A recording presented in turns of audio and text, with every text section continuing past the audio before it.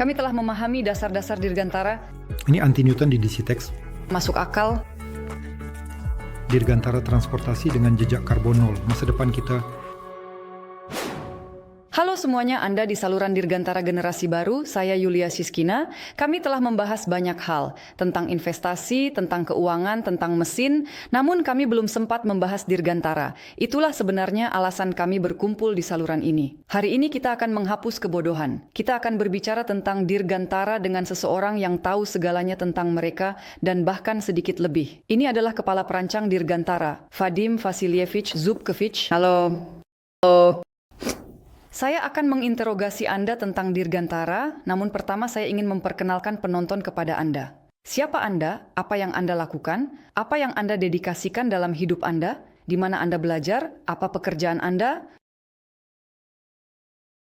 Saya telah berkecimpung dalam Dirgantara selama lebih dari 40 tahun, dan semuanya dimulai saat saya masih kuliah di MVTU Bauman, yang saat itu masih MVSU Bauman.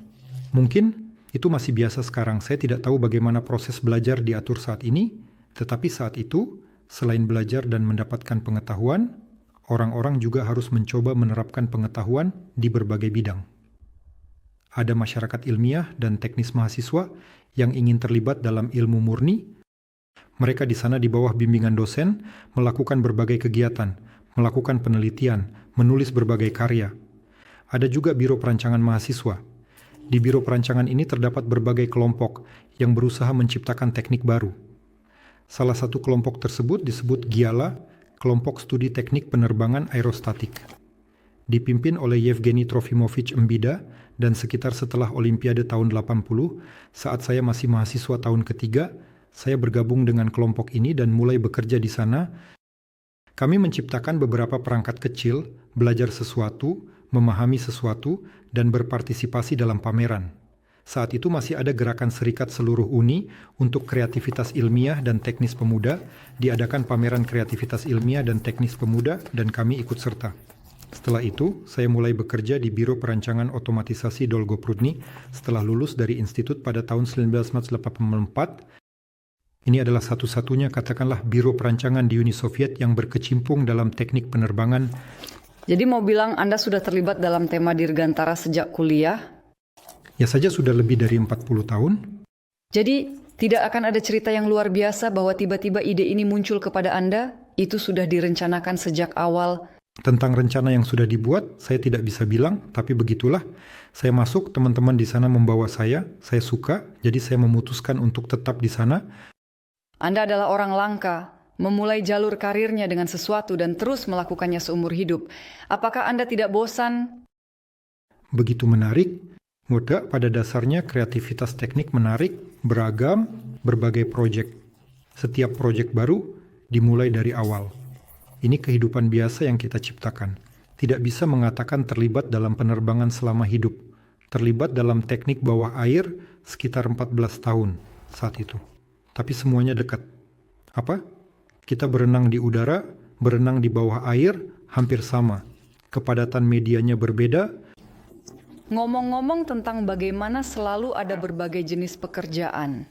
Seberapa berbeda balon udara hari ini dibandingkan dengan balon udara yang muncul 100 tahun yang lalu? Sebenarnya, apa itu balon udara 100 tahun yang lalu dan hari ini? Mari kita mulai lebih awal dari 100 tahun yang lalu. Manusia pertama kali terbang di udara bukan dengan alat yang terbang berdasarkan prinsip dinamis seperti pesawat atau helikopter, di mana gaya angkat dihasilkan oleh aliran udara, tetapi manusia pertama kali terbang di udara dengan alat yang menggunakan prinsip aerostatik. Semua dimulai dengan saudara-saudara Montgolfier. Ini masih abad ke-18. Jadi di abad ke-18, manusia pertama kali terbang di udara, mulai terbang, dan abad ke-19 adalah era balon udara bebas. Mereka sangat berkembang. Orang-orang banyak terbang, hanya sedikit yang tahu misalnya ketika selama Perang Prancis-Prusia, pasukan Prusia sepenuhnya memblokade, mengepung Paris. Satu-satunya cara bagi Paris yang terkurung untuk berkomunikasi dengan seluruh Prancis lainnya adalah melalui balon udara bebas. Jadi orang-orang terbang dan menyampaikan beberapa laporan dan informasi tentang itu, dan kata dirigible itu sendiri berasal dari bahasa Prancis, yang secara harfiah berarti dapat dikendalikan. Jadi ada balon udara bebas yang katakanlah terbang sesuai kehendak angin. Artinya kita memilih angin yang tepat, terbang ke udara, berkat gaya aerostatik, kita terbang ke arah yang dibawa angin. Tentu saja kita memilih angin kemana kita ingin dibawa. Dan seiring dengan perkembangan mesin, ketika mesin yang semakin kuat muncul pertanyaan, apakah kita tidak ingin terbang melawan angin? Artinya kekuatan mesin sudah memungkinkan, dan sekitar paruh kedua abad ke-19 mulai muncul alat terbang aerostatik dengan mesin yang sudah mencoba melawan angin dan terbang melawan angin.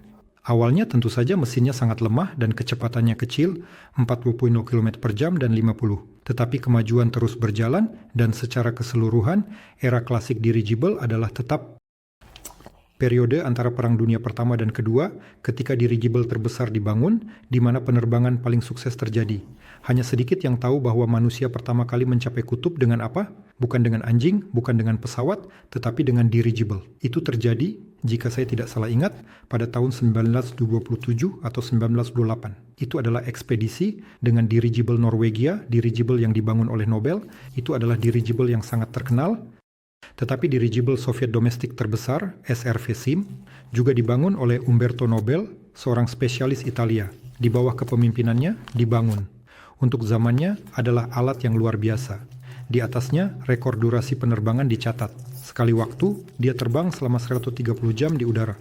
Itu lebih dari 5 hari, bayangkan. 5 hari di udara. Tidak ada alat terbang lain yang bisa melakukan hal serupa. Sekali lagi, mari kita ingat era Zeppelin.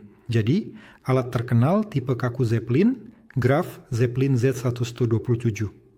Dia sepertinya hampir 130 kali terbang ke Amerika Selatan dari Jerman kembali. Jadi Friedrichshafen, Buenos Aires, dan kembali, bisa Anda bayangkan.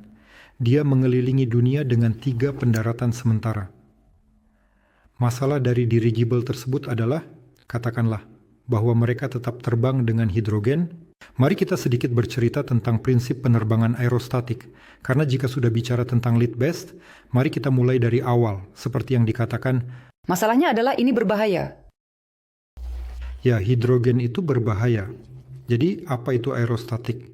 Artinya ada gas yang lebih ringan dari udara, ada hukum Archimedes yang mengatakan bahwa setiap benda yang ditempatkan dalam suatu medium, didorong keluar dari medium tersebut, mengapung dengan gaya yang sama dengan massa medium yang dipindahkan.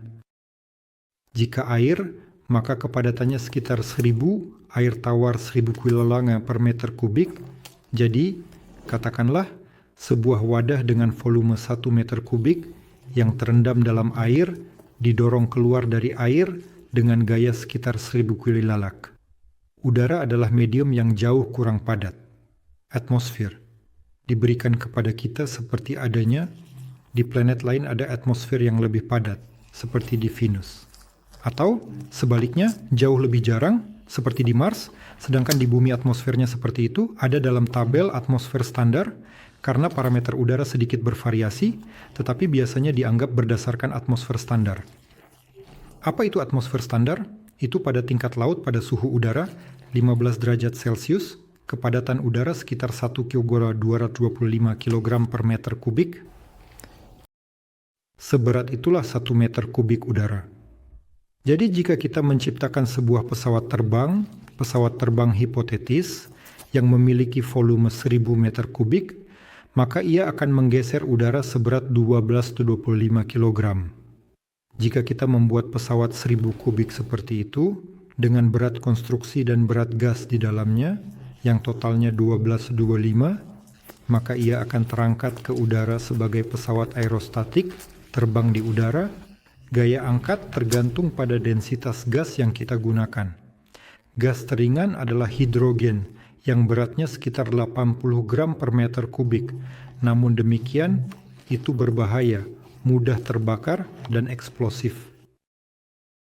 Bukan hanya seberapa mudah ia terbakar, tetapi dalam rentang yang sangat luas, ketika ia bercampur dengan udara, ia membentuk campuran yang mudah meledak, yang hanya akan terdetonasi, tidak meledak seperti bahan peledak.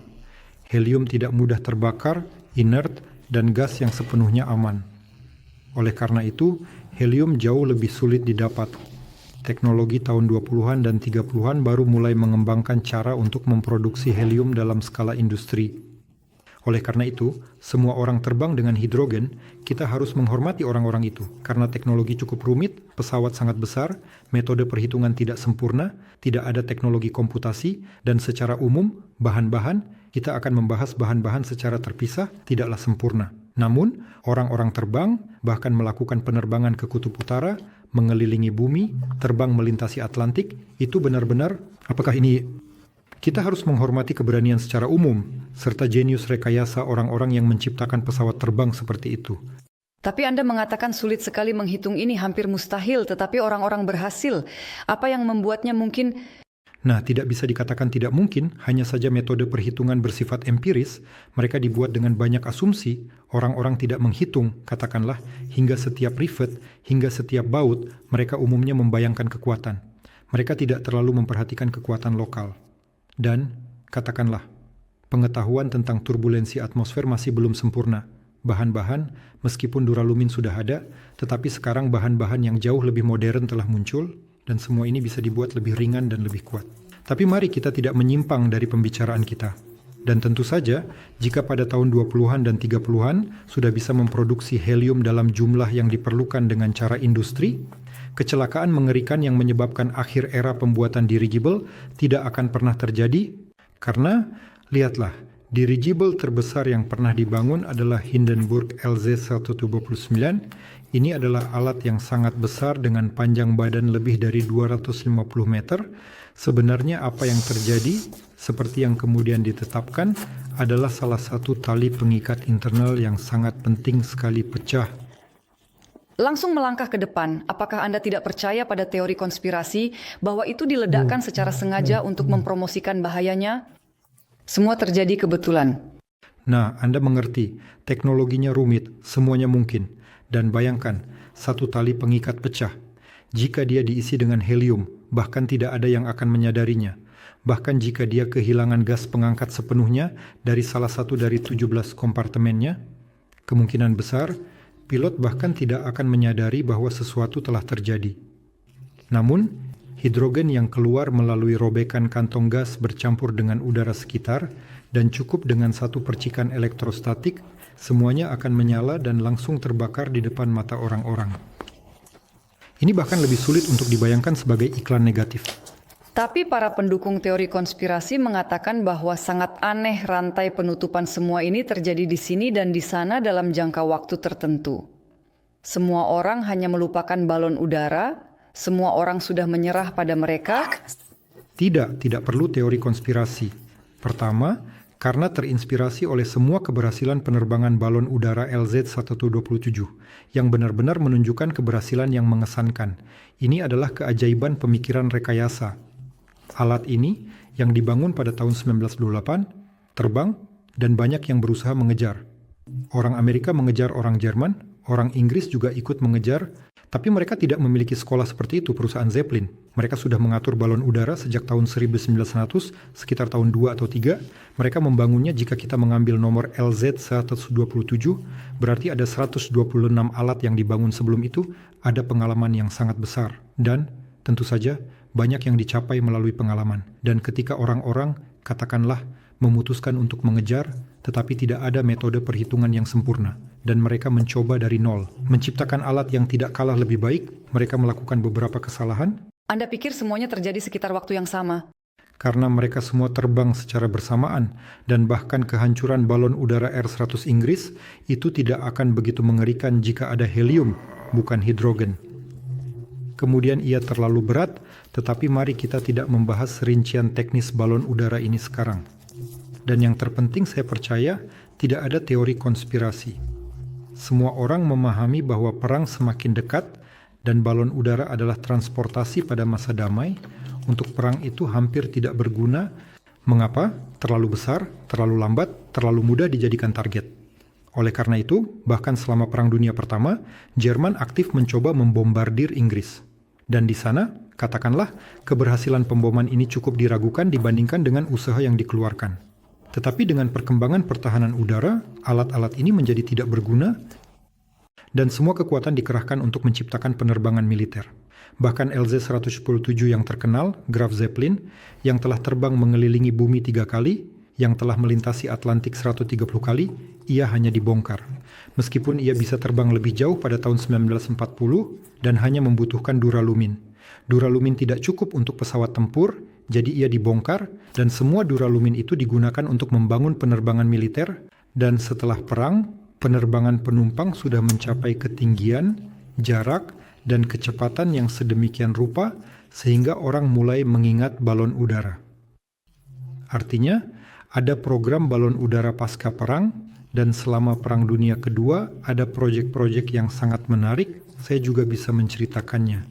Sedikit yang tahu bahwa orang Amerika menggunakan balon udara mereka yang mereka bangun selama Perang Dunia Kedua untuk pertahanan anti kapal selam. Jadi, karavan yang melintasi Atlantik yang dikawal oleh balon udara hampir tidak mengalami kerusakan akibat serangan kapal selam Jerman.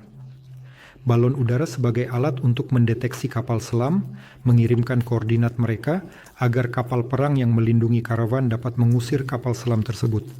Mereka terbukti sangat sukses, dan banyak balon udara dibangun, mereka terbang di atas Atlantik. Mereka terbang setelah perang.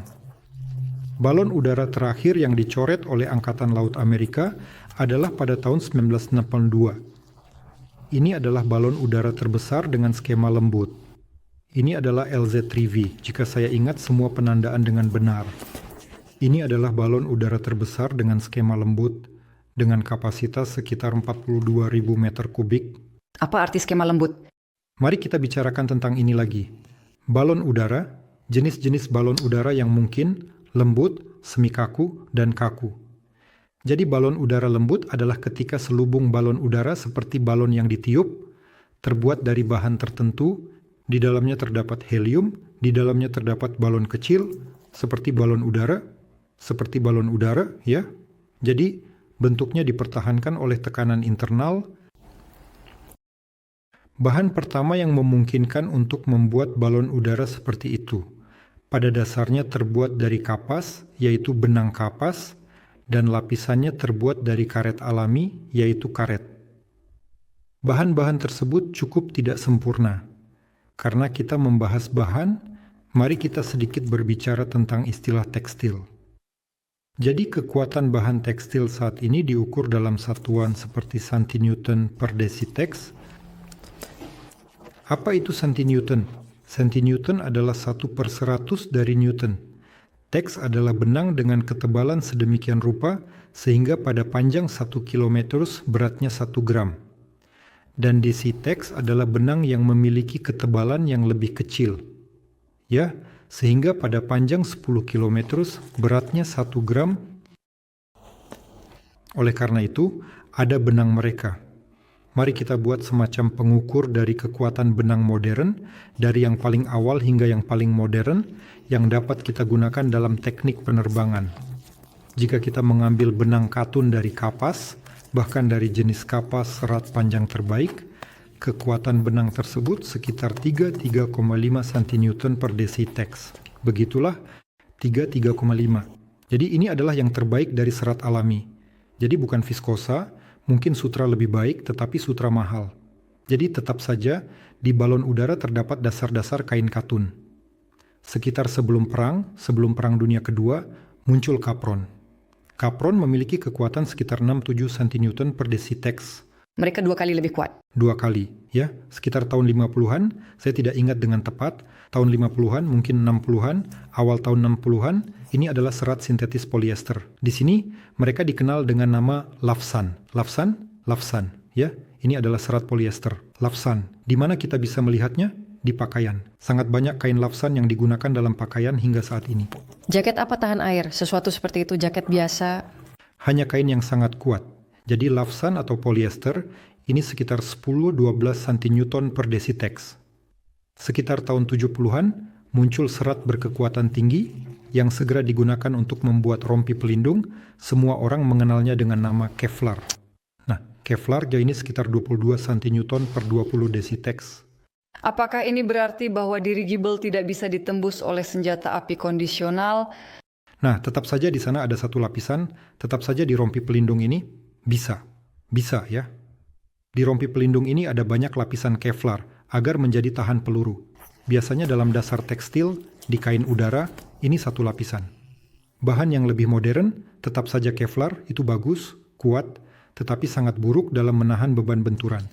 Jika Anda mengambil benang Kevlar dan menariknya dengan sangat cepat, maka ia akan putus dengan usaha yang lebih kecil dibandingkan hanya menariknya perlahan. Muncul serat sintetis yang lebih modern, ini di bawah merek dagang Vectran, kita lebih mengenalnya. Saya tidak akan membahas tentang kimia, secara umum sekali Vectran dan Vectran. Ini sekitar 23 cm per desitex, dan Vectran ternyata sangat sukses. Pertama-tama, ia mengatur adesi yang sangat baik dengan bahan polimer. Apa itu adesi? Nah, ini adalah keterikatan. Jadi kita menerapkan bahan polimer pada dasar tekstil, sebagian besar adalah poliuretan, dan hubungan antara lapisan poliuretan atas ini dan lapisan kekuatan Vectran sedemikian rupa, bahwa ketika kita menyatukan kain, kita hanya perlu tumpang tindih 20-15 cm dan kita mendapatkan jahitan yang setara kuat. Jadi kita mengambil jahitan ini, merobeknya, dan robeknya bukan di jahitan, tetapi di bahan utama. Jadi cukup untuk menyatukan tumpang tindih 15-20 mm berkat adesi yang luar biasa antara poliuretan dan Vectran. Tapi ini sekarang adalah puncak, bisa dibilang bahan udara yang berbasis Vectran, tetapi ada serat sintetis yang umumnya lebih kuat. Misalnya, Zilon, ini sekitar 29 cN per desitex. Apa diberikan kekuatan kepada kita? Ini memberi kita kemampuan untuk membuat dirigible. Dirigible lembut semakin besar.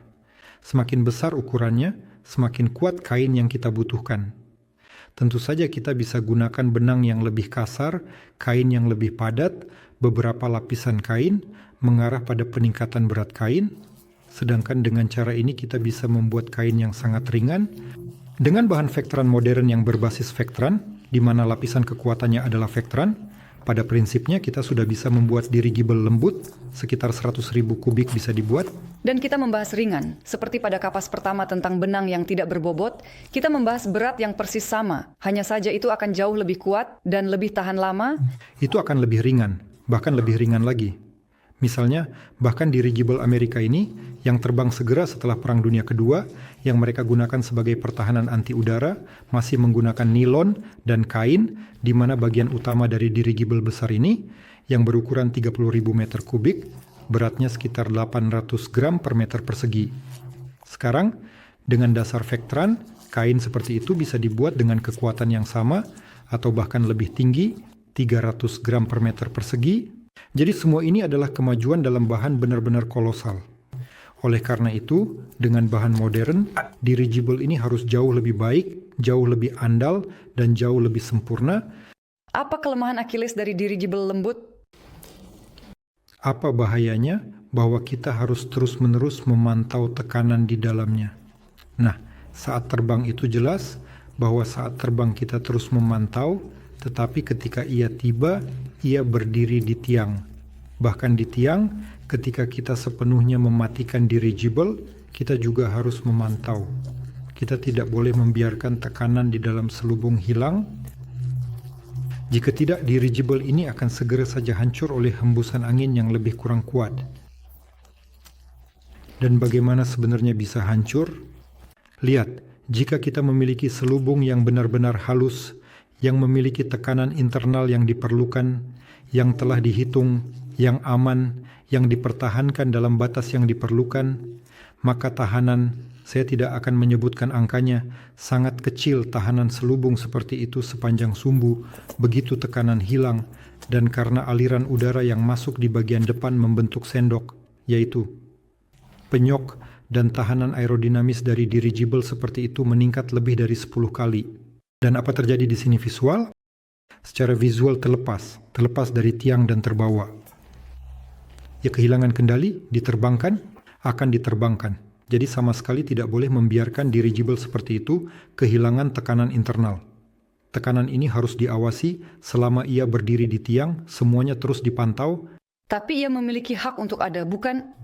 Memang, tentu saja ada. Semua dirigible modern yang terbang, seperti Skyship, Cipelin NT, dan juga German WDL. Apakah tidak ada terganggu fitur khusus ini?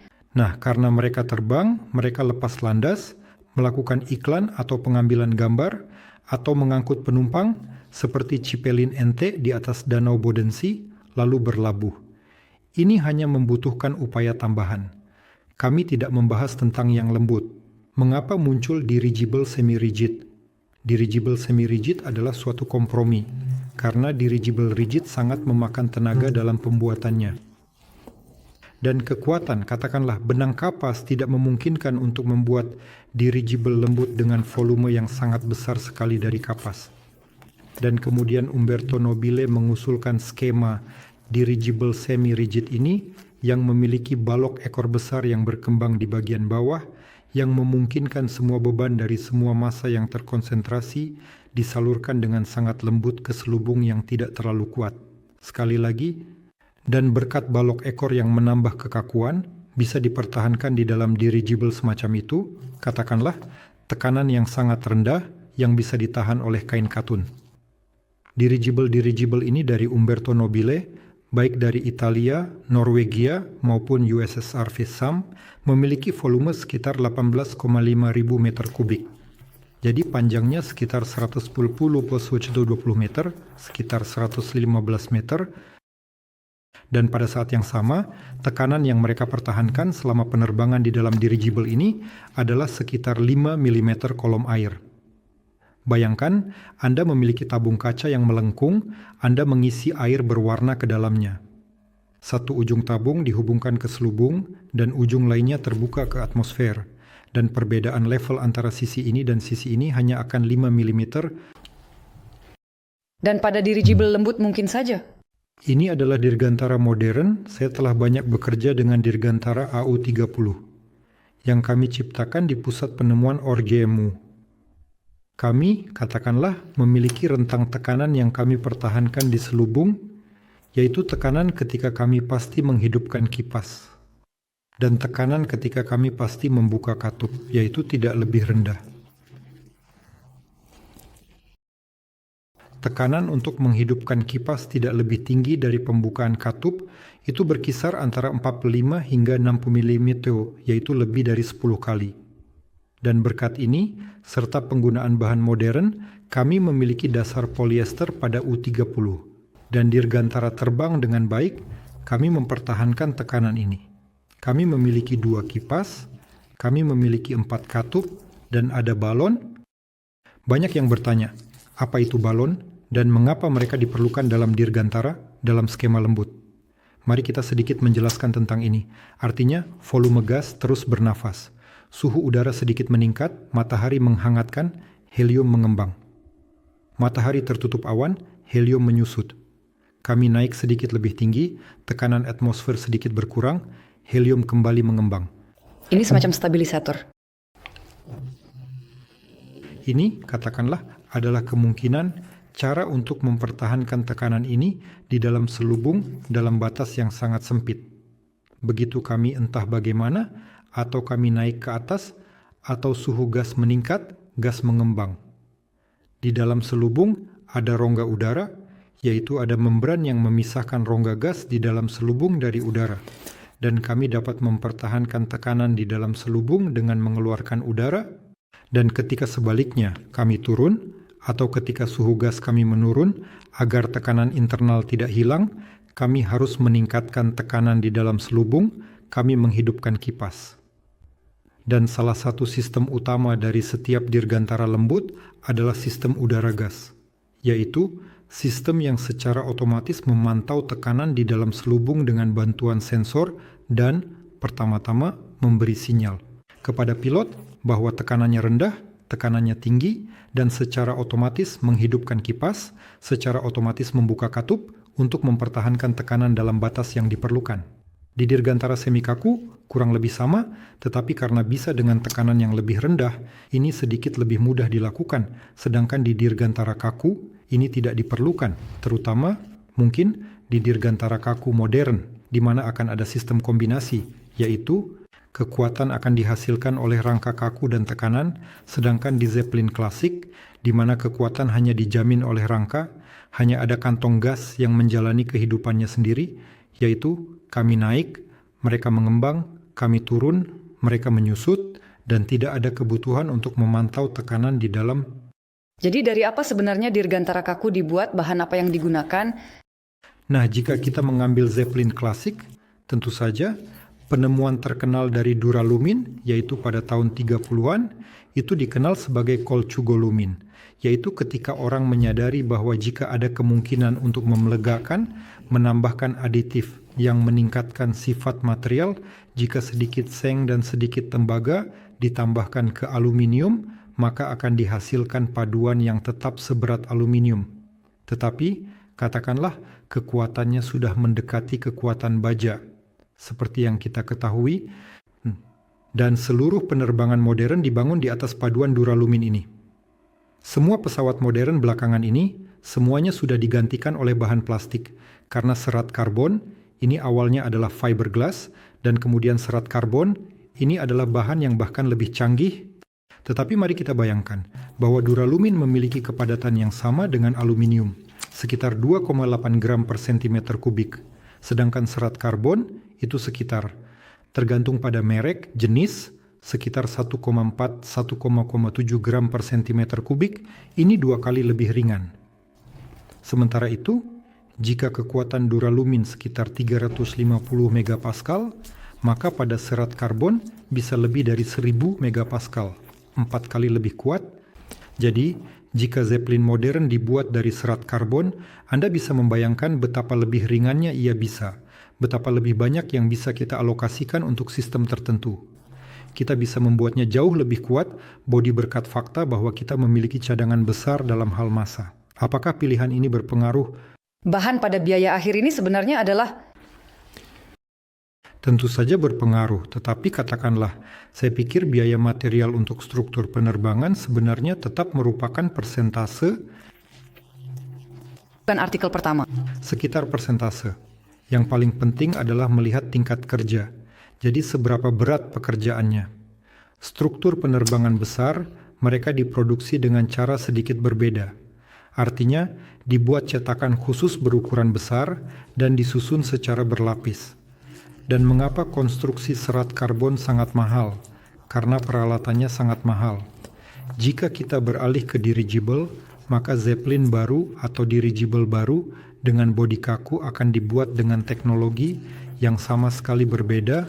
Ini tetap akan menjadi pipa. Ini akan menjadi pipa serat karbon. Jadi memproduksi pipa serat karbon tidak memerlukan biaya yang banyak. Ini adalah cetakan dan Anda hanya menggulung kain, kemudian memanggangnya, dan mendapatkan material yang sangat ringan dan sangat kuat. Dan juga karena Anda memiliki banyak variasi pipa ini, mungkin dengan diameter dan ketebalan yang berbeda, Anda dapat sangat tepat menerapkan pipa dengan ukuran yang tepat di setiap lokasi tertentu yang dibutuhkan. Dan kemudian membuat struktur rangka ruang dari pipa-pipa ini menggunakan elemen penghubung dari berbagai jenis. Ini tidak sulit. Tidak ada yang lebih sederhana secara teknologi, bahkan tidak bisa dibayangkan.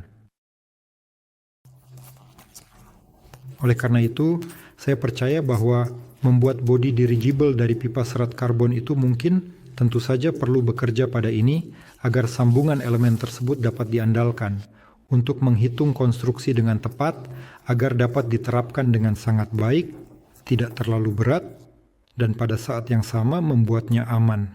Namun baik dari segi tingkat kerja maupun rasio berat, bodi seperti itu akan jauh lebih baik daripada yang dibuat pada Zeppelin di tahun 1930-an. Itu akan dibuat, tapi di pasar global tidak ada yang melakukannya. Saat ini ada proyek yang mencoba membuat dirigible seperti itu. Sergey Brin, salah satu pendiri dan pemilik perusahaan Google, tidak terlalu mempublikasikan bahwa dia sedang mengerjakan dirigible seperti itu. Jadi, itu ada di Ealing, sedang dibuat. Sayangnya, itu belum terbang karena mereka masih mengerjakannya, tetapi pekerjaan seperti itu sedang dilakukan. Saya tertarik. Anda bilang dia tidak mempublikasikannya, tapi Anda tahu. Bagaimana Anda mengenal pesaing Anda dan mengetahuinya? Nah, radio mulut ke mulut, seseorang membawa informasi di belakang. Singkatnya, dalam bisnis apapun semuanya sama seperti di tempat lain. Ya, tentu saja. Dan mereka yang berada dalam satu, katakanlah dalam satu piring, dalam satu panci, mereka semua lebih kurang saling mengenal. Maka ceritakan tentang pesaing Rusia, siapa lagi yang terlibat. Mari kita mulai dari informasi ini. 6 bulan yang lalu, Presiden mengeluarkan perintah beri dirigible. Bagaimana itu terjadi? Perintah apa itu? Namun setelah itu, semua mulai bergerak. Di Novosibirsk ada forum, para insinyur berkumpul, membahas pasar saat ini. Di sini semua cerita ini telah dimulai kembali, sekarang mereka telah menghubungkan crowdfunding. Nah, saya tidak bisa berbicara untuk semua orang, tetapi saya tidak hadir di forum itu di Siberia. Katakanlah ada minat karena semua orang memahami bahwa dirigible memiliki ceruknya sendiri. Ini bukan pesawat, ini bukan helikopter. Jadi misalnya, dirigible tidak akan pernah terbang secepat pesawat, semua orang memahami itu. Dirigible tidak akan pernah bisa mendarat di tempat sekecil helikopter, hanya karena ukurannya. Semua orang juga memahami ini, tetapi dirigible dapat mengungguli pesawat dan helikopter, misalnya dalam durasi penerbangan. Misalnya, baik pesawat maupun helikopter tidak dapat berada di udara selama 5-7 hari. Dirigible bisa. Dengan perkembangan teknologi tanpa pilot saat ini, katakanlah, tidak ada kebutuhan untuk terbang cepat, seperti sekarang. Saya berpendapat, ini adalah pendapat saya yang kuat, bahwa seluruh penerbangan transportasi harus tanpa pilot. Kenapa? Karena dirigible terbang, misalnya 120, 130, 150, tetapi 180 km per jam. Dan bayangkan, jika Anda perlu terbang, misalnya sejauh 3, 4, atau 5.000 km, berarti Anda akan terbang selama beberapa hari. Ini berarti Anda harus memiliki beberapa shift crew di dalam pesawat. Artinya, ada yang duduk di kemudi, ada yang mengendalikan pesawat, dan ada yang beristirahat. Jadi perlu kabin. Persediaan, kenyamanan. Ya, yang terpenting adalah membayar gaji semua orang. Dan gaji untuk awak pesawat tidaklah sedikit. Oleh karena itu, balon udara tanpa awak yang ekonomis akan memiliki ukuran dan volume yang sama, tetapi terbang tanpa orang, yang hanya dikendalikan oleh operator. Katakanlah, dikendalikan oleh kecerdasan buatan, tetapi diawasi oleh operator di darat. Dan balon udara semacam itu, ya, pertama-tama, dapat secara signifikan meningkatkan proporsi berat lepas landas dari alat ini, dan dapat secara signifikan meningkatkan proporsi muatan komersial. Karena satu hal adalah Anda perlu orang di dalam pesawat, ada persyaratan keselamatan yang sama sekali berbeda, tentang duplikasi sistem, tentang instalasi energi, tentang semuanya. Dan hal lain adalah, katakanlah, Anda kehilangan 60 ton muatan. Ini tetap saja melibatkan kehidupan manusia, ini adalah hal yang tidak dapat dibandingkan. Jadi Anda berbicara tentang pengiriman barang, hal-hal seperti itu. Pada saat yang sama, untuk penerbangan penumpang, mereka dapat memiliki dua rencana. Mereka bisa menjadi hiburan, yaitu mengajak wisatawan, seperti yang dilakukan Zeppelin Niti di atas Danau Bodensee. Artinya, tempat-tempat yang indah, pemandangan yang indah dalam tur udara. Tidak ada pesawat atau helikopter yang dapat memberikan tingkat keamanan dan kenyamanan yang sama seperti yang ditawarkan, Dan perasaan wow. ya, dan sensasi wow. Tapi pesawat tinggi Anda akan melihat sesuatu di sana. Ya, dan di sini mungkin sekali ada berbagai proyek, termasuk membuat lantai kaca di bagian gondola agar bisa berjalan mungkin. Seberapa menguntungkan ini bagi orang rata-rata? Saat ini, harga tiket pesawat sangat menyedihkan. Seberapa terjangkau ini? Wisatawan? Ini bisa terjangkau ketika diproduksi secara massal. Saat ini, semuanya diproduksi dalam jumlah kecil dan secara individual, sehingga cukup mahal. Perusahaan Zeppelin inti untuk penerbangan 1 jam, 400 euro menurut saya. Nah, 40.000 tentu saja itu adalah penduduk rata-rata. Ada antrian, Tapi orang dari seluruh dunia datang ke situ? dari seluruh dunia datang, ya. Ya. Nah, bisa 10 kali lipat, jika ini diproduksi secara massal, tiket bisa dipangkas 10 kali lipat. Artinya, produksi massal memberikan, ya, pengurangan biaya yang sangat besar. Dan pada saat yang sama, dirigible bisa diminati dalam angkutan penumpang, terutama di jalur pendek.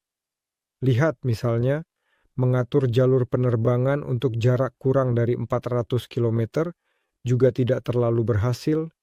Jadi 400 km tetapi masih lebih kurang sesuai secara ekonomi. Misalnya 200 km. Mereka bertanya kepada saya, apakah mungkin membuat jalur Tula Moskow dengan dirigible? Bisa. Saya akan datang kepada Anda dengan dirigible. Nah, kita tidak bisa bersaing dengan bus. Namun, ada banyak tempat di mana dirigible tidak akan bersaing. Saya selalu memberikan contoh. Jarak antara dua kota, Tallinn dan Helsinki, adalah 90 kilometer, tetapi mereka dipisahkan oleh Teluk Finlandia, dan feri memakan waktu 4 jam. Bagaimana jika dengan mobil? Bagaimana Anda Pavadia mobil? Di sana tidak ada jembatan, tidak ada pilihan. Tidak, membayangkan 90 km jembatan belum dibangun. Jadi kita punya dua pilihan, kamu bisa berlayar atau terbang. Terbang 90 km, Dengan pesawat tidak ada yang akan membawamu 90 km. ya tidak. Ekonomi tidak menguntungkan. Dia tidak akan sempat mencapai ketinggian. Ada jalur 90 km, tetapi disubsidi oleh negara. Jadi tidak ada komersialisasi, pengoperasiannya. Tidak hanya jika kamu punya helikopter pribadi. Ya. Dan membuat jalur penumpang dengan dirigible untuk 90 km adalah mungkin. Dan ada banyak tempat seperti ini di dunia, seperti ini. Baiklah, kira-kira berapa lama waktu yang dibutuhkan agar dirigible naik, terbang, dan turun? Pertama-tama, naik terlalu tinggi. Ketinggian optimal untuk dirigible sekitar 500 meter. Naik lebih tinggi, Berapa lama dibutuhkan? Ini 90 km, berlayar selama 4 jam. mungkin bukan 4, mungkin 3, tergantung pada kecepatan. Baiklah 3 atau 4, kurang dari 1 jam. Ini bisa dilakukan seperti tram, akan terbang bolak-balik setiap jam, bagaimanapun juga ini luar negeri. Kita bisa mencoba mencari titik-titik serupa di Rusia, bagaimanapun juga aglomerasi Helsinki sudah lebih dari 1 juta penduduk. Aglomerasi Tallinn sudah lebih dari 1,5 juta penduduk. Jadi jika ada kemungkinan untuk terbang bolak-balik seperti tram, dan dengan biaya yang sama, saya pikir jalur ini akan sangat diminati. Dengan biaya sama mungkin tidak akan segera. Tidak segera. Misalnya, ada banyak pulau, seperti Pulau Man, yang terletak antara Inggris dan Irlandia. Ada proyek, mereka juga ingin membuat jalur dirigible terkait dengan Inggris, karena 4 jam berlayar dengan perahu. Itu juga menyenangkan, terutama saat badai, saat perahu bergoyang. Tidak ada dirigible seri, bayangkan. Laut Gay, berapa banyak pulau di sana, berapa banyak yang dibutuhkan, Kepulauan Indonesia, tempat-tempat seperti itu. Bahkan saya di Rusia melihat. Tahun lalu saya hanya berkendara ke Karelia, dan singgah di Petrozavodsk, dan di sisi lain, Danau Onega, semuanya di luar Onega, hampir terputus. Untuk sampai ke Petrozavodsk, Anda harus berlayar dengan roket ini yang hanya beroperasi di musim panas atau harus berkendara mengelilingi Danau Onega. Jika ada dirigible seperti itu dan ada pelabuhan di bandara, semua kota kecil di belakang Danau Onega akan terhubung dengan ibu kota Karelia. Tempat seperti itu banyak. Bagus bahwa kami tiba di Rusia karena apa yang terjadi di Eropa dan Amerika saat ini, katakanlah, tidak terlalu menarik. Kemana saya mengarah? Sekarang dengan pesawat, kami mengalami masalah. Ada desas-desus bahwa tidak ada komponen, tidak ada orang yang berkualitas, bahwa pesawat itu sendiri menua, tidak ada yang bisa merawatnya. Semua ini menjadi mahal, jumlah peralatan berkurang, karena akibat sanksi kami tidak dapat bekerja sama dengan perusahaan besar. Apakah ada masalah dengan balon udara? Pertama-tama, situasi dengan pesawat tidak seburuk itu karena proyek-proyek sedang berjalan dan semua orang tahu bahwa proyek MS-21 serta perusahaan UZGA yang sekarang mengambil banyak proyek untuk mengembangkan pesawat, katakanlah, untuk penerbangan lokal.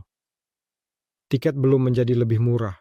Tiket tidak menjadi lebih murah karena pesawat-pesawat ini tidak ada dan Superjet diproduksi secara aktif. Tetapi saya, karena bukan seorang ahli di bidang ini, biarkan orang-orang yang mengurusnya menjelaskan semuanya. Pertanyaan saya, apakah mungkin membuat balon udara dari awal hingga akhir di Rusia dengan tenaga ahli Rusia dan komponen Rusia? Bisa dan perlu. Mungkin tidak semuanya dengan tenaga ahli Rusia, tetapi mungkin tidak semuanya dengan komponen Rusia, karena tetap saja akan membutuhkan bantuan dari negara lain, terutama mungkin dari Cina, karena beberapa, katakanlah, bahkan bahan aerostat yang sama, sayangnya belum diproduksi di sini tetapi bisa dibeli di Cina. Jadi, semua ini bisa dilakukan, dan di Rusia semua ini mungkin karena ada upaya untuk menciptakan produksi bahan aerostat modern di Rusia, tetapi menghadapi kenyataan bahwa permintaan sangat kecil, mereka juga tidak dapat bertahan secara ekonomi. Jika ada permintaan yang normal, maka katakanlah, untuk ini tidak perlu teknologi yang super canggih, semua ini adalah teknologi yang dapat dipahami, dan produksi kain semacam itu bisa dilakukan dengan cara yang populer. Apakah mungkin untuk membuat balon udara generasi baru dalam proses pengembangan dan produksi di sini? Mungkin Anda merencanakannya, Anda melihatnya. kita perlu memulai dari yang kecil dan melangkah perlahan. Saya belum akan menceritakan tentang rencana kami karena saya belum tahu. Saya berharap ini akan menjadi podcast karena saya berpartisipasi.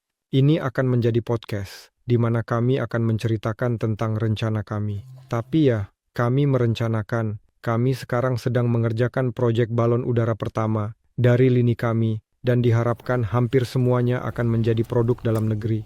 Jika ada yang tidak menjadi produk dalam negeri pada sampel pertama, karena agar kami tidak tertunda dalam jadwal, itu akan menjadi produk impor. Tetapi di Suriah, itu pasti akan menjadi produk dalam negeri. Artinya, beberapa elemen dapat digunakan hanya untuk kecepatan, untuk meningkatkan kecepatan. Tetapi ke depannya kami akan memikirkan bagaimana menggantinya dengan produk dalam negeri. Kami akan tahu bagaimana ini bisa diganti dengan produk dalam negeri. Bagaimanapun juga, balon udara di satu sisi adalah sesuatu yang baru, tetapi di sisi lain tidak ada teknologi yang tidak kami miliki. Karena kain dan plastik itu semua diproduksi di sini, begitu juga dengan mesin seperti ini. Seluruh pertanyaannya adalah bagaimana menggabungkan ini dalam proporsi yang tepat agar optimal untuk perangkat ini. Untuk itu, kita hanya perlu mengorganisir produksi. Anda tahu, saya pikir bagi setiap 2 penonton rata-rata, pelaksanaan dan pekerjaan dengan balon udara di negara kita dan di dunia kira-kira terlihat seperti ini. Zaman Zeppelin, semuanya hilang, dan tiba-tiba sekarang kita membicarakannya. Sebenarnya, bagaimana perjalanan kerja dengan balon udara? Anda menghabiskan seluruh hidup Anda untuk ini? Inilah kira-kira seberapa besar permintaan ini. Artinya, Presiden benar-benar menandatangani perintah, semua langsung bergerak, melakukan sesuatu, kemudian lagi-lagi muncul kekacauan, di mana semua perhatian dan sumber daya tertuju, dan semua orang kembali melupakan balon udara. Jadi, apakah ini terlihat seperti itu, atau apakah ini adalah pekerjaan yang terencana, yang membuat kita mendengar atau tidak mendengar tentang balon udara? Nah, tentu saja lebih baik jika ini adalah pekerjaan yang terencana agar tidak tergantung pada penandatanganan perintah tertentu, meskipun perintah juga sangat membantu dalam mempromosikannya. Penerbangan udara di Uni Soviet dan di Rusia memiliki sejarah yang kaya. Sayangnya, ini bukan produk massal, ini adalah produk tunggal, jadi sedikit orang yang mengetahuinya. Nah, misalnya, kita mulai dari Uni Soviet, dari Biro Desain Otomatis Dolgoprudny. Sekitar tahun 1993, saya bekerja pada proyek balon udara 2DP. Artinya, 3 proyek telah dibuat. Sayangnya, balon udara tersebut tidak pernah dibangun. Mengapa uang? Bukan hanya soal uang. Saat itu saya masih seorang spesialis muda. Saya masih seorang insinyur.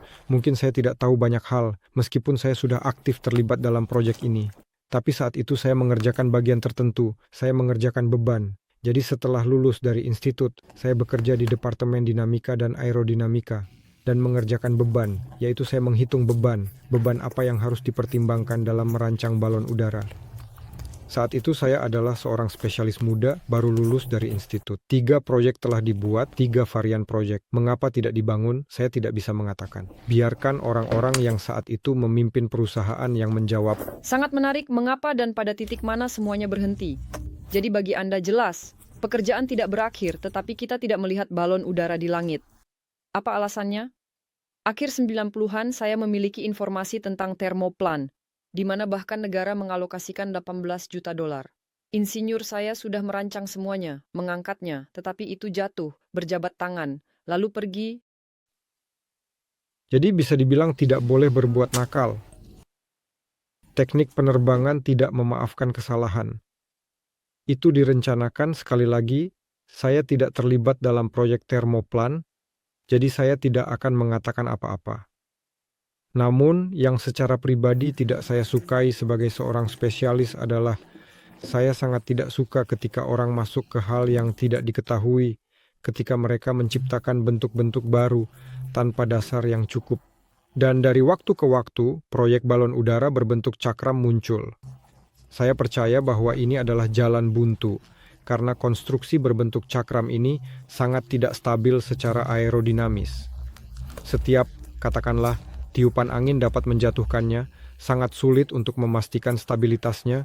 Oleh karena itu, saya selalu mendukung yang klasik, dan jika kita ingin menciptakan sesuatu yang belum pernah ada sebelumnya, maka kita harus sangat hati-hati dalam hal ini, yaitu harus ada volume penelitian yang besar, dan pertama-tama, termoplan harus dibuat dalam ukuran kecil, diuji terbang, memahami semua masalah, daripada langsung membangun balon udara raksasa yang harus mengangkat puluhan ton.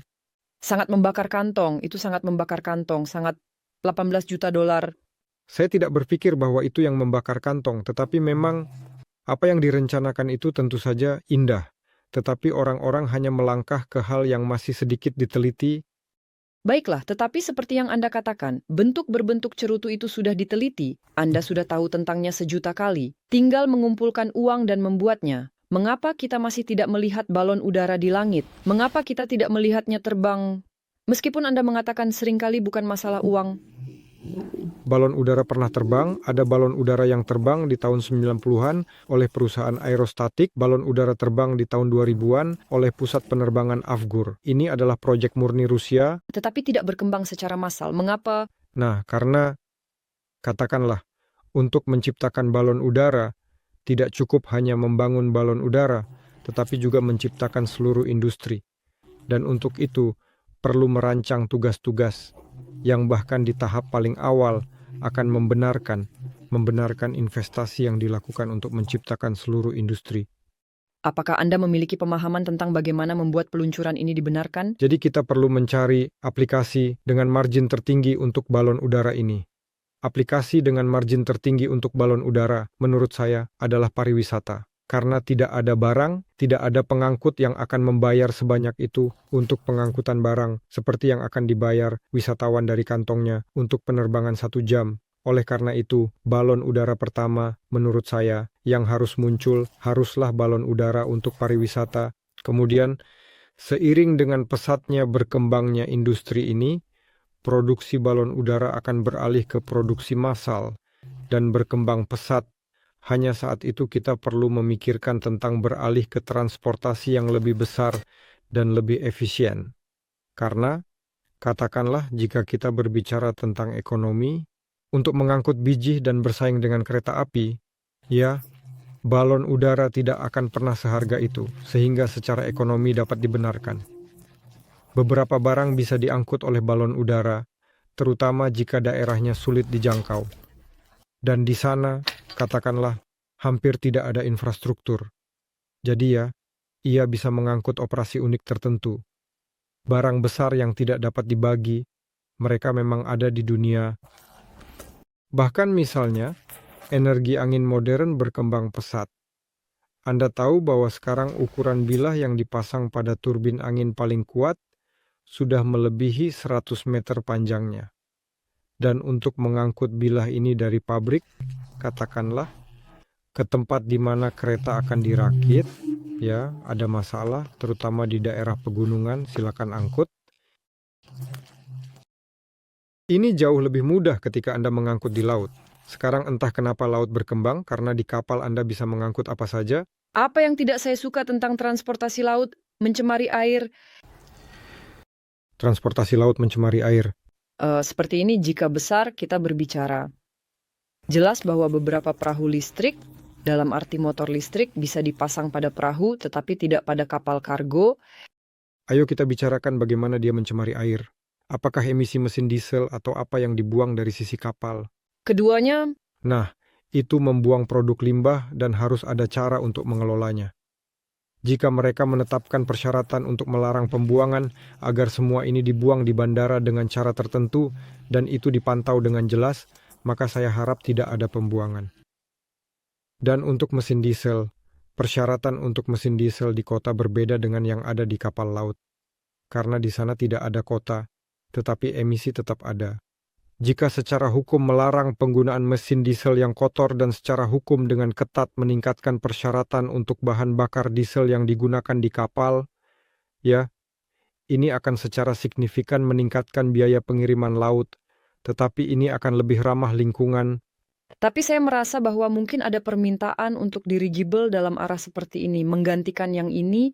Ya, tetapi di sini perlu pendekatan dari sisi yang sedikit berbeda. Lihat, saat ini dunia terhubung satu sama lain dengan volume lalu lintas yang sangat besar antara benua, antara negara, sehingga muncul masalah di pelabuhan. Sebuah kapal datang, ia melintasi Atlantik dalam 4-5-6 hari, tetapi kemudian menunggu 2 minggu untuk antre masuk ke pelabuhan.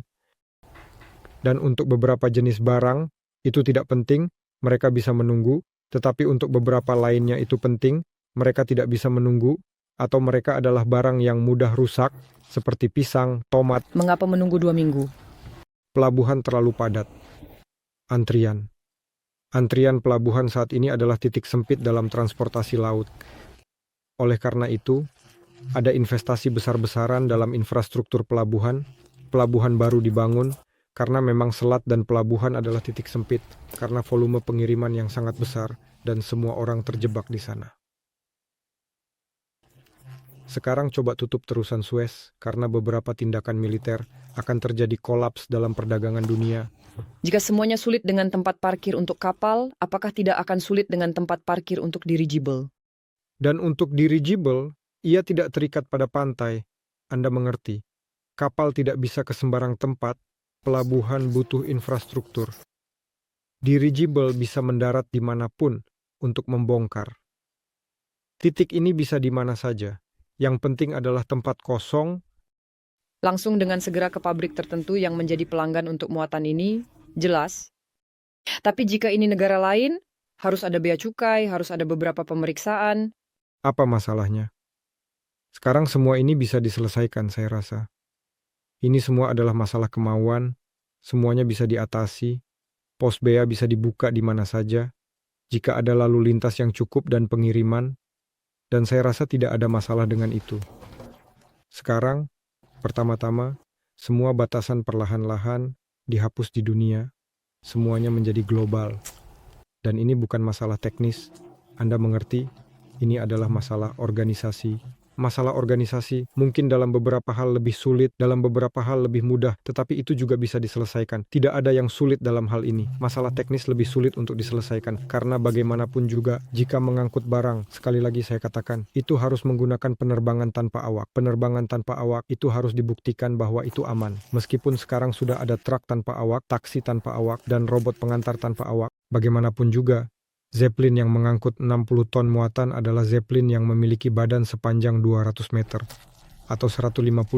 Saya tidak bisa mengatakan angka yang tepat, tapi ini adalah perangkat yang sangat besar, perangkat yang berat, dan harus dibuktikan bahwa ia bisa terbang, bahwa kecerdasan seninya tidak akan gila, bahwa ia akan terbang dari titik A ke A. Hacker yang tidak akan meretas. Jadi sangat perlu untuk sedikit mencegah kemungkinan hacker memasuki lingkungan ini. Ini juga sangat menarik, karena begitu banyak orang berkumpul bersama untuk menghidupkan proyek ini. Selain itu, ada insinyur yang telah melakukannya selama 40 tahun. Ada juga orang-orang yang harus bisa mengelola. Orang-orang yang harus bisa mengendalikan dari jarak jauh. Di mana semua ini diajarkan? Di universitas kita. Dan bisa dibilang harus sedikit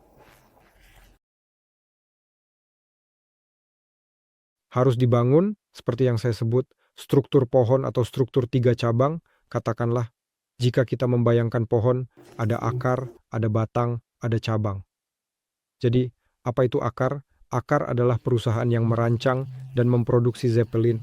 Itu adalah dasar dari segalanya. Perusahaan seperti itu di dunia tidak banyak.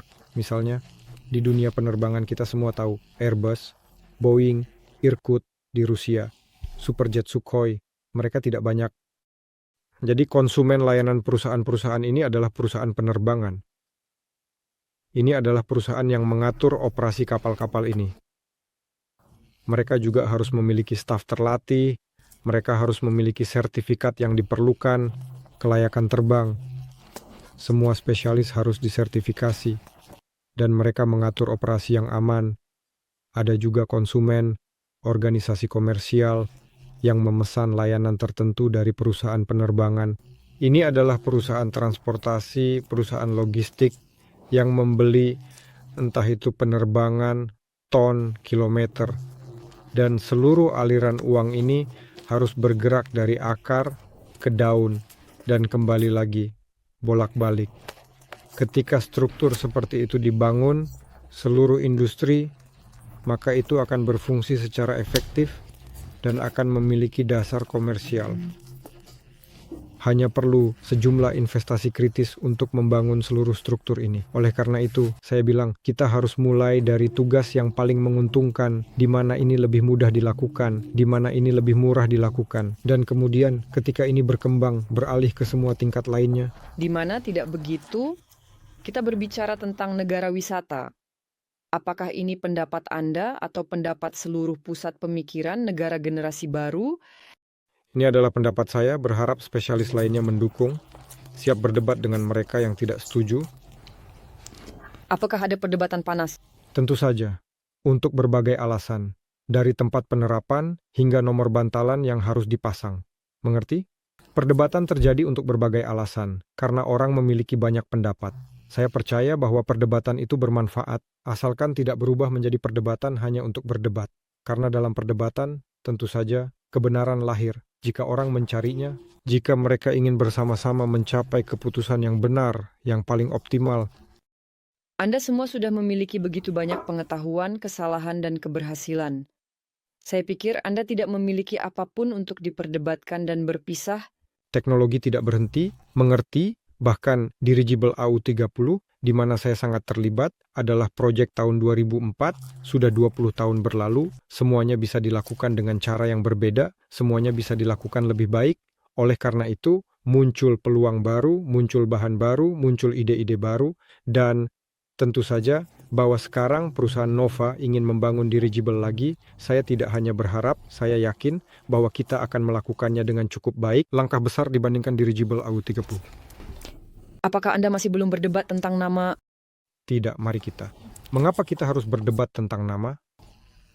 Tentu saja, kebenaran lama, bagaimana Anda menamai kapal, bagaimana Anda menamai dirigible, begitu juga ia akan melaju. Oleh karena itu, mungkin harus ada nama yang ceria yang akan memotivasi kita. Apa yang bisa Anda tawarkan? Saya tidak akan mengusulkan. Saya telah mengumumkan kompetisi, dan menurut selera saya berhak, itu diberikan kepada saya untuk memilih pemenang. Tentu saja, ini bukan panduan tindakan, ini tidak berarti bahwa dirigible pertama harus dinamai seperti itu, tetapi saya suka namanya, jadi hadiah yang dijanjikan akan pergi ke Sergi X. Saya sangat menyukai Pionir, karena orang-orang yang sedikit lebih banyak mengikuti saya daripada di dirigible generasi baru, tahu bahwa saya terlibat dalam musik. Pionir ini adalah perusahaan produk akustik kami. Dan juga Pionir, yaitu yang pertama, jadi logis. Ya, jika kita mengingat tahun-tahun Soviet, apa semboyannya? Pionir adalah contoh bagi semua anak laki-laki. Oleh karena itu, biarkan dirigible ini menjadi contoh bagi semua penerbang lainnya dan melanjutkan, bisa dibilang, jalan baru menuju pengembangan teknik udara. Sergi Doex, kami akan menulis email kami di bawah komentar Anda dan silakan kirim semua kontak Anda ke email kami. Kemana Anda ingin hadiah dikirim, ukuran apa yang Anda inginkan untuk hadiah tersebut. Singkatnya, kami akan tetap berhubungan dengan Anda. Nah, kami akan melanjutkan. Keterkaitan dengan Dmitri Duinov sangat menarik bagi semua orang. Banyak komentar, bisakah ada dirigible dengan mesin Slavyanka? Dan secara umum, mari kita bicarakan tentang mesin apa yang bisa ada di dirigible. Nah, mari kita mulai dengan fakta bahwa semua dirigible yang pernah dibangun memiliki mesin piston sebagai dasarnya. Mereka juga berkembang dan memiliki sejarah panjang, mesin piston penerbangan. Saya tidak tahu satupun proyek dirigible dengan mesin gas turbin, dan dirigible seperti itu belum pernah dibangun. Jadi semua dirigible memiliki mesin piston. Dari yang sangat tua hingga yang sangat modern yang sedang dibuat sekarang. Dan dirigible yang akan kami buat sekarang juga akan memiliki mesin piston penerbangan sebagai dasarnya. Namun, ini tidak berarti bahwa dirigible akan selalu terbang hanya dengan mesin piston. Mengapa? Karena sekarang ada tren untuk dekarbonisasi transportasi, dan sekarang semua orang mencari cara, muncul startup, bagaimana cara mengurangi jejak karbon dari transportasi secara umum. Semua orang tahu tentang mobil listrik, tetapi lebih sedikit yang tahu tentang mobil hidrogen karena mereka kurang umum. Meskipun banyak perusahaan juga memproduksinya, dan mereka juga beroperasi, bahkan di Rusia ada perusahaan, maksudnya mereka yang diimpor beroperasi di sini, kami tidak memiliki pengembang lokal. Oleh karena itu, saya percaya bahwa jika kita beralih ke teknologi penerbangan, dirigible adalah kandidat pertama untuk menggunakan mesin hidrogen. Artinya, tidak ada batasan volume. Kondisi untuk menempatkan hidrogen di dalam pesawat jauh lebih menguntungkan, tetapi ini tetap merupakan urusan masa depan. Mari kita bergerak menuju hal ini langkah demi langkah, yaitu dirigible pertama yang akan kami buat tetap akan menggunakan mesin pembakaran internal, mesin piston, tetapi saya yakin bahwa penerbangan komersial pertama yang sukses dengan mesin hidrogen yang pernah terbang adalah dirigible. Dan saya sangat ingin itu menjadi dirigible saya. Oleh karena itu, kami juga memikirkan hal ini, memikirkan bahwa ini mungkin. Tetapi, hidrogen, kembali ke penggunaan hidrogen di dalam pesawat setelah semua bencana mengerikan ini, perlu mematahkan semacam inersia pemikiran. Dengan bahan modern, sensor modern, dan kontrol kebocoran yang modern, semuanya akan jauh lebih aman, tetapi keamanan ini harus dijamin dan dibuktikan bahwa itu aman karena pesawat terbang tidak akan terbang begitu saja tanpa melewati prosedur sertifikasi yang cukup rumit dan memakan waktu.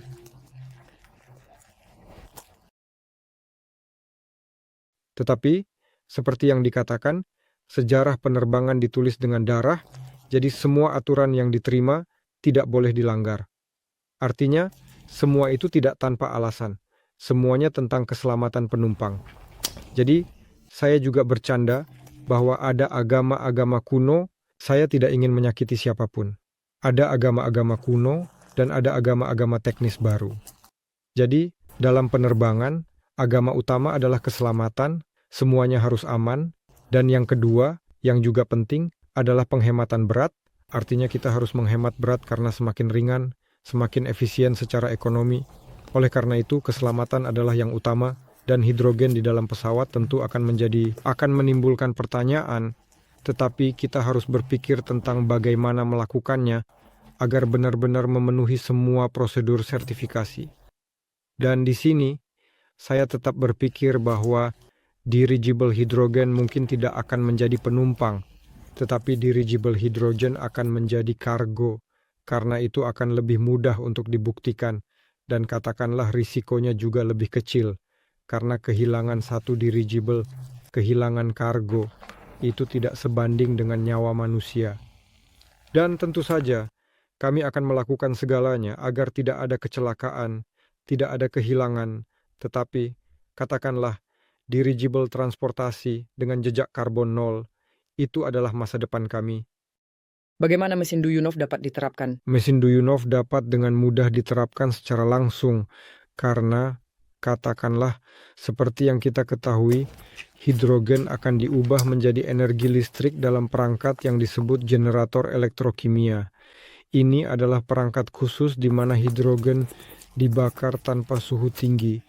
dan di keluaran dihasilkan energi listrik dengan cara yang sangat efisien dan efektif. Tetapi energi listrik tidak akan mendorong dirigible secara langsung. Untuk itu, diperlukan motor listrik yang akan memutar baling-baling. Oleh karena itu, sekali lagi diperlukan mesin berdaya besar, karena jika membangun dirigible transportasi, tetap saja dibutuhkan mesin ratusan kilowatt. Duyunov sendiri menceritakan bahwa dia menciptakan mesin dengan daya. Dalam percakapan pribadi, dia mengatakan kepada saya bahwa mesin terkuat yang dia rancang adalah 30 megawatt, jadi itu adalah mesin yang sangat besar. Dan kedua, mereka harus memiliki rasio daya terhadap berat yang sangat tinggi agar dapat digunakan di pesawat terbang. Mesin asinkron biasa, katakanlah, tidak dapat dipasang di pesawat terbang karena sangat-sangat berat.